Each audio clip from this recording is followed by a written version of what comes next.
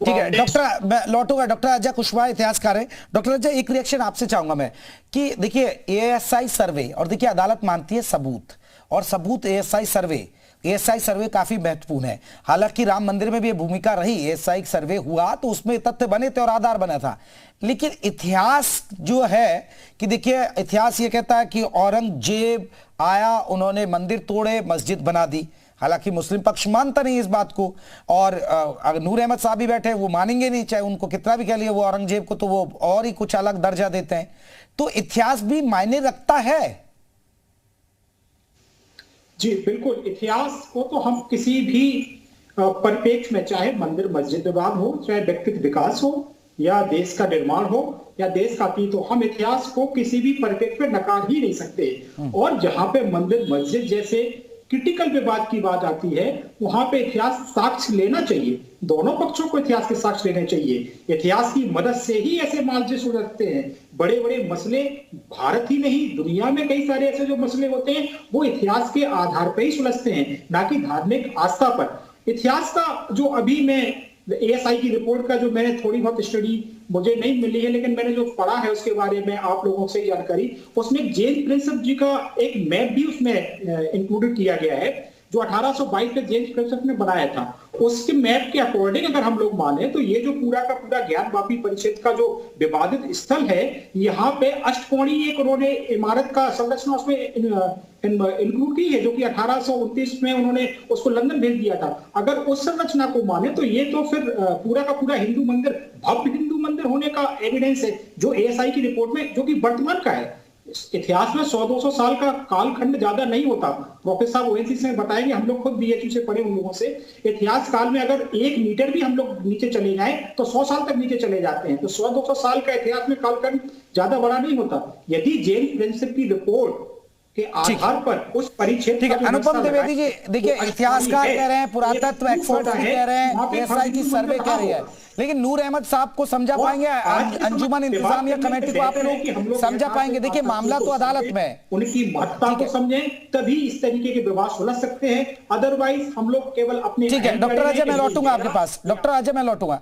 अनुपम जी, क्या समझा पाएंगे नूर अहमद को या अंजुमन इंतजामिया कमेटी को कि भाई एएसआई सर्वे एक आधार बनेगा इन लोगों के खिलाफ, जो ये लोग कह रहे हैं कि यहाँ मस्जिद है, मंदिर नहीं था यहाँ? देखिए ऐसा है कि पहली बात तो ये समझाना मैं नूर भाई साहब को चाहूंगा कि आप कहते नूर जी समझिएगा थोड़ा सा। हाँ नूर जी जरा ध्यान दीजिएगा।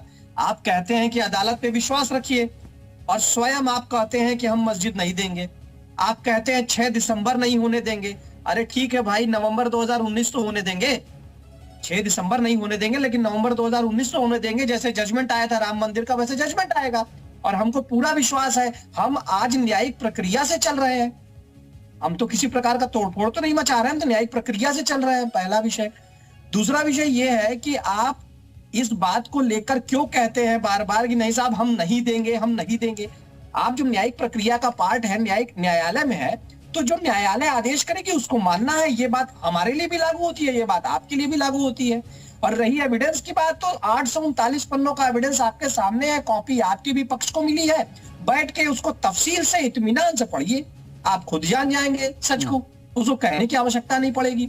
और मुझे बस नूर साहब इस बात का जवाब दे दे कि ज्ञानवापी शब्द उर्दू, अरबी, फारसी में कहां लिखा हुआ है? ठीक है नूर साहब जवाब देंगे। और नूर साहब एक और सवाल मेरा, जब कोर्ट कहेगा तब तो देंगे ना? देखिए ज्ञानवापी एक इलाके का नाम है, उस बस्ती का नाम है ज्ञानवापी। इसलिए जैसे बहुत सारी बस्तियां होती हैं तो उनमें मस्जिद है या मंदिर है, तो लोग उस बस्ती के नाम से उस मंदिर को, उस मस्जिद को और बहुत सारी जगहों को उस बस्ती के नाम से, उस इलाके के नाम से बोलने लगते हैं। मैंने पूरी जानकारी ली है। पूरे यूपी में कहीं कोई नाम है तो बता दीजिए ना ऐसा सर। बिल्कुल एक आध दो नाम बता दीजिए वकील साहब को, उनको संतुष्ट कर हमारे यहाँ हमारे यहाँ आइए, आप कहीं मत जाइए।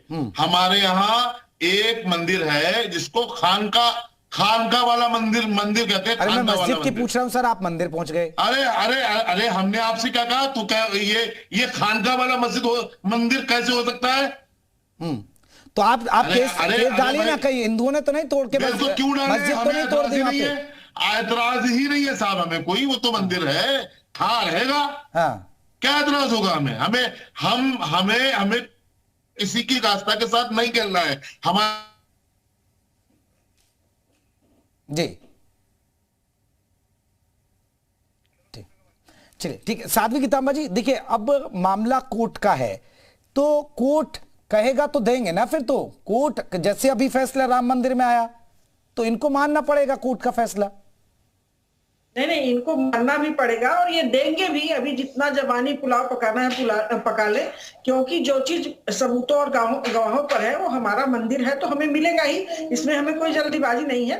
लेकिन रह गई बात यह कि जो ये बेतुकी बातें बोल रहे हैं उसको बंद करें और ये स्वीकार कर ले कि नहीं वो मंदिर था और आगे चल के हमें मिलेगा। पहले से इतना माहौल खराब करने की जरूरत नहीं है, वो माहौल खराब कर रहे हैं और कुछ नहीं। 19 नवंबर आए या कोई और तारीख आए, हम वहां नमाज पढ़ते हैं, पढ़ते रहेंगे। अरे सर, कोर्ट की बात मानेंगे या नहीं मानेंगे? रोक कर दिखाइए आप, रोक कर दिखाइए। जिस तरह से आप देश का माहौल खराब कर रहे हैं, हिंदू समाज को, मुसलमान। चलिए, अब एक दूसरे के हिंदू पक्ष चाहता है कि देखिए भाईचारे से दे दे, मुस्लिम पक्ष कह रहा है कोर्ट का इंतजार करिए, एएसआई सर्वे के रिपोर्ट चाहता है, अब आई गई है, अब वजू खाने की मांग की जा रही है।